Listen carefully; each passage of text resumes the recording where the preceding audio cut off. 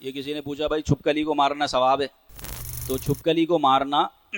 حدیث پاک میں آیا ہے، مسلم شریف کی حدیث ہے۔ نبی پاک صلی اللہ علیہ وسلم نے فرمایا کہ جس نے چھپکلی کو ایک ہی وار میں پہلی ضرب میں مارا اس کو 100 نیکیاں ملتی ہیں، جس نے دوسری ضرب میں مارا اس کو 70 نیکیاں ملیں گی، اور جس نے تیسری ضرب میں مارا تو اس کو 30 نیکیاں ملتی ہیں۔ اس وجہ سے کہ یہ چھپکلی جو ہے نا یہ موذی جانور ہے، اور اس کا ہونا گھر میں اچھا نہیں ہے۔ ڈاکٹرز کہتے ہیں کہ جس گھر میں چھپکلیاں ہوتی ہیں وہاں جلد کی بیماریاں پھیل جاتی ہیں،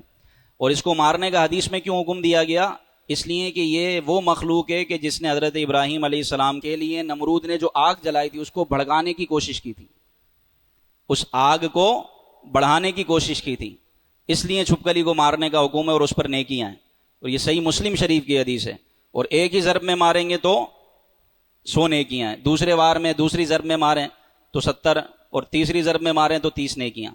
اسی طرح سانپ ہے، بچھو ہے، یہ جو موذی جانور، کسی مخلوق کو بلا وجہ میں نہیں مارنا، لیکن جو موذی جانور ہیں اگر آپ نے ان کو نہیں مارا تو ان کے ہونے سے آپ کو نقصان پہنچ سکتا ہے، تو پھر ایسے جانوروں کو، ایسی مخلوق کو مارنے کا حکم ہے۔ جیسے کہ سانپ اگر سامنے سے آ جائے تو اس کو مارنے کا حکم ہے،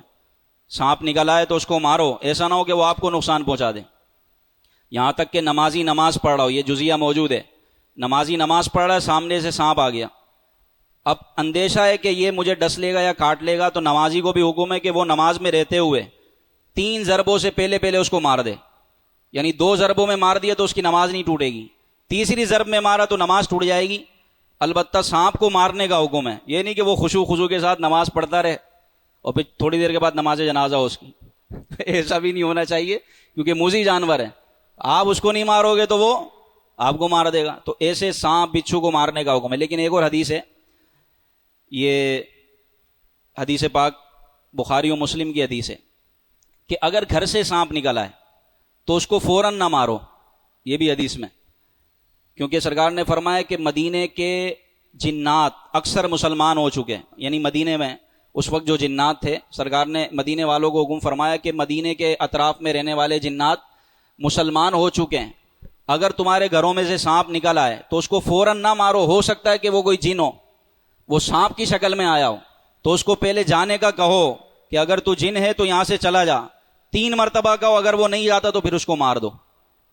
تو بعض فقہا یہ فرماتے کہ یہ صرف مدینے والوں کے لیے حکم تھا، لیکن علماء فرماتے کہ یہ مطلقاً حکم ہے، اگر گھر سے سانپ نکلے تو اس کو فوراً نہ مارو، بلکہ اس کو واسطہ دو کہ تو چلا جا 3 مرتبہ کہو، اگر وہ جن ہوگا جو سانپ کی شکل میں ہوگا تو چلا جائے گا،